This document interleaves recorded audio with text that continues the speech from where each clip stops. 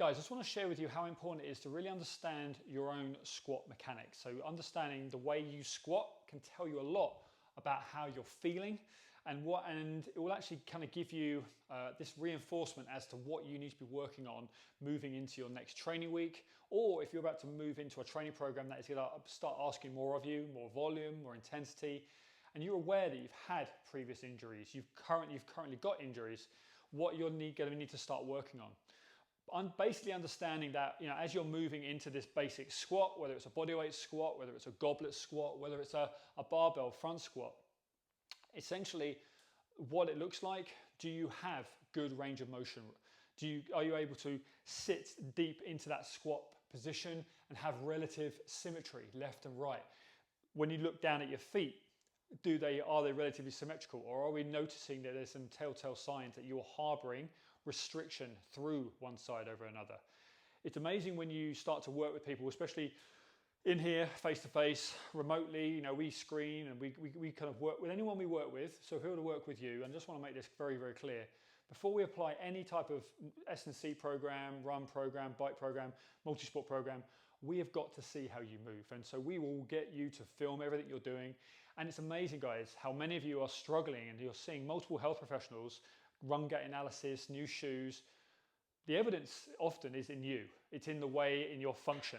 And what I want you to have is this ability to really be able to understand what this looks like. And it changes. You add more load to your body, you add more volume to your body, you commute to work, you spend a day sitting behind a desk. What happens is, under fatigue, your body starts to condense down. It starts to become more restricted. You start to overload more one side. You start to compensate. And case in point, yesterday, working with someone, and they've just had an injection into their hip. They are someone who has been struggling with kind of gluteal tendinopathy issues. They've had right side issues, left side issues for a long time. Lo and behold, when looking within the first 2 or 3 minutes of looking at their squat pattern, you can tell how much compensation has been going on, how much restriction is going through the hip. Nothing sinister going on apart from the fact that that individual has been putting a lot of load through this restriction for a long time, potentially because there's a significant weakness one side over another. Every single day, you're dropping into a squat. Literally every single day, and you're working on improving this and maintaining this good range of motion. You might not have this mobility at the moment. You can regain it. It's just the fact that you don't do it often enough. Utilizing a little bit of support, moving down into these positions, utilizing a little bit of weight, starting to work on just our simple drills that we work on at SFE. In our warm-ups, squat and press drill, just sitting into that squat, you're working on these mobility movements where we're just starting to open up the pelvis. But your squat is your personal diagnostic tool. That's the point I'm trying to make. If you're 6 weeks, 16 weeks into a program, can you still squat with relatively good symmetry? Can you still load, sit back into your squat and put that load so you can lift your toes, you can sit upright? Do you still have this good function? If not, you are starting to accumulate a deficit. You're starting to build up this restriction in these key joints, your ankles, your knees, your hips, your upper back. That's going to come back to haunt you at some point. You want to make sure that you're moving well.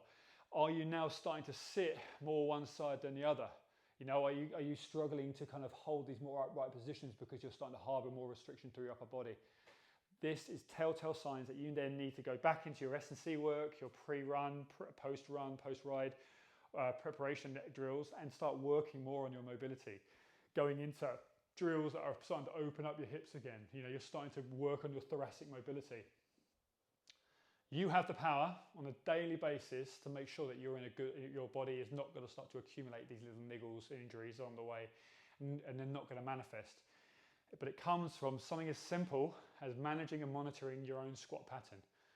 Every single day, are you moving down into that squat position? What does it feel like? Are you starting to notice that you're tight through your quads, your hamstrings, your Achilles, your calf area, your upper back, your lower back starting to feel more restricted? What do you then need to be doing to work on those said areas? It's not just stretching, it's loading it, training those muscle groups, allowing your body to open up. That is the power I want to install in everyone we work with at SFE. It's a very simple behavior to install. I question whether you are doing it every single day. You can, just moving into these patterns and just doing it as a part of like your just daily habit and routine. Give it a go, and by all means, let me know how you feel. What do you notice about your body? What are you noticing about your mechanics as you do so? Add a little bit of load, add a little bit more higher repetitions, a little bit more time under tension, spend a bit more time in that squat position, and you'll notice that these little things are starting to creep into your body, and this is what I want you to go away and work on.